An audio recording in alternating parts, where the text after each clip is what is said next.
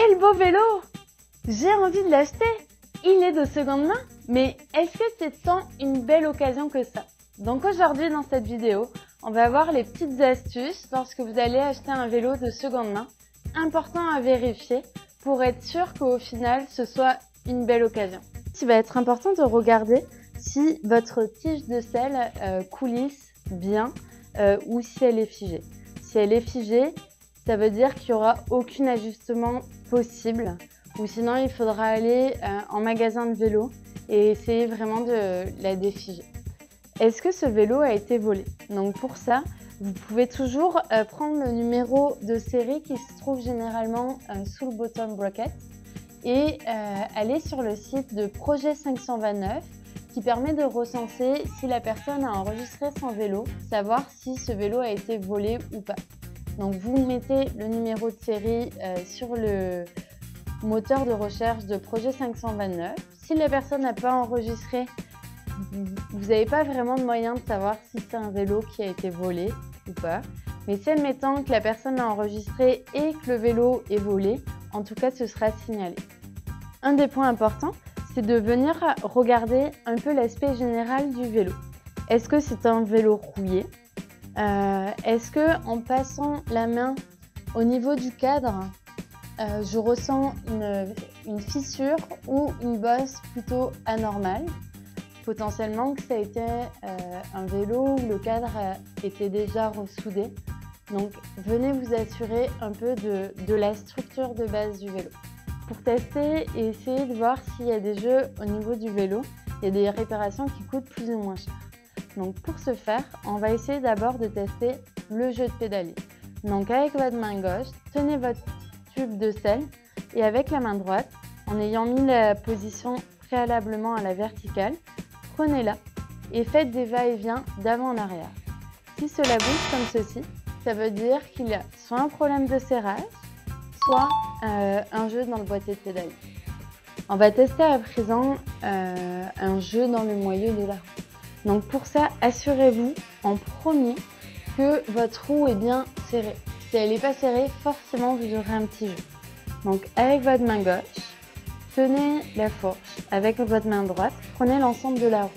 Je dis l'ensemble de la roue parce que si le pneu est dégonflé et vous tenez seulement le pneu, vous aurez l'impression qu'il y a un jeu, mais peut-être pas.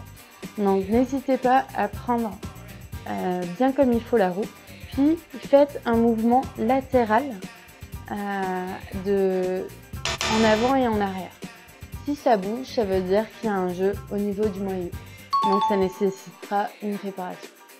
Aussi, venez voir l'état de vos rayons et des têtes de rayons. Si les rayons sont rouillés ou si les têtes, il vous semble que ce soit corrodé, sachez que s'il y a un voile, au moment de la réparation, il y a de fortes possibilités qu'il y ait des rayons qui cassent. Donc à présent, on va tester le jeu de direction. Pour ça, assurez-vous déjà que votre roue avant est bien serrée et que vos freins avant soient corrects.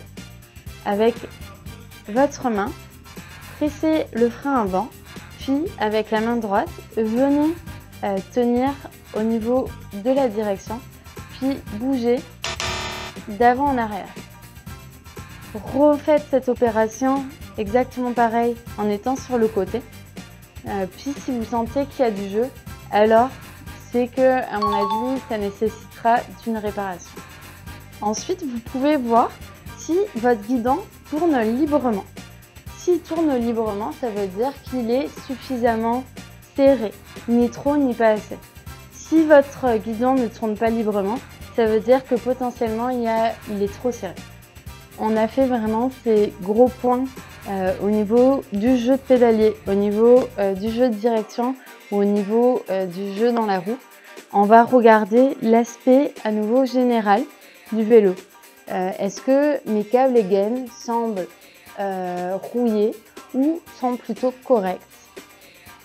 Autre point, est-ce que mes dents de mes plateaux sont pointues comme des dents de requin ou semblent normales? Si elles sont pointues, sachez qu'il y aura certainement à changer le pédalier. On peut retrouver ça également au niveau de la cassette, puis potentiellement changer la chaîne. Surtout, quand vous allez voir un vélo d'occasion, n'hésitez pas à l'essayer. Essayez de rouler avec, faites passer toutes les vitesses, regardez si ça passe bien ou pas, et est-ce que le vélo il freine. Un des points importants, c'est est-ce que vous vous sentez en sécurité et à l'aise sur ce vélo.